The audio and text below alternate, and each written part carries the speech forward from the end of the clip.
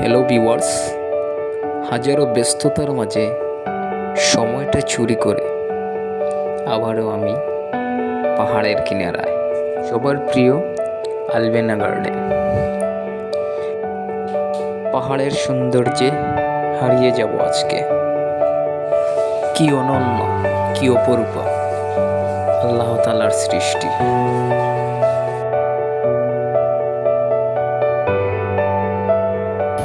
Guys, Albina গার্ডেনে এসে অনেক ভালো লাগছে। আর আপনারা দেখতে পারতেছেন ওই যে ভিউগুলা অনেক সুন্দর। আর আসলে প্রথমবার আলবিনা গার্ডেনে আমার আসা, আমি ভাবতেই পারতেছি না এত সুন্দর একটা দৃশ্য, যেরকম পাহাড়ের সাথে আকাশটা মিশে আছে, এরকম একটা ভিউ আসলে অনেক ভালো লাগছে, অনেক ভালো লাগছে। আপনারা সবাই আলবিনা গার্ডেনে আসবেন এবং এখানে এসে একটু এনজয় করবেন। পাহাড়ের বিচিত্রময় উপভোগ করুন। বুদ্ধগড়ে বারবার না মরে একবার পাহাড় দেখতে আসুন। আমি আকাশকে ভালোবাসি, কারণ আকাশের বিশালতা আমার মনকে বড় করে তোলে।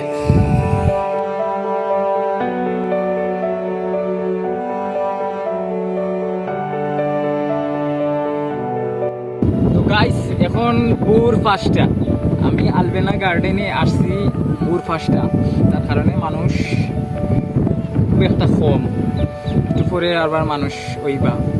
তো ভোরের এই নির্মল বাতাস শরীরে লাগানোর সুযোগ আমি কখনো মিস করি না। প্রতিদিন ভোর 5টায় কোনো না কোনো জায়গায় আমি এরকম হাওয়া খেতে যাই। আপনারাও যাবেন। আর এই যে আলবিনা গার্ডেন, সেটা সেই ভোরের এই নির্মল বাতাসের জন্য উপযুক্ত একটা জায়গা। আপনারা প্রতিদিন 5টায় বা বিকেল 5টায় আপনারা চলে আসবেন।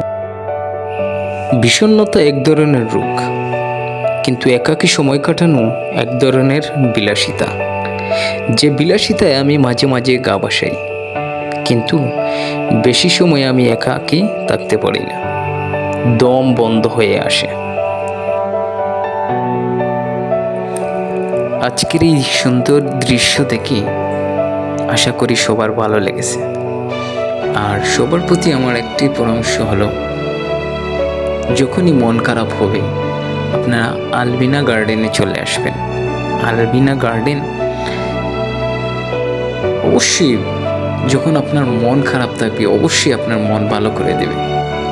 এই পর্যন্ত সবাই ভালো থাকবেন, সুখে থাকবেন, আর আমার জন্য দোয়া করবেন।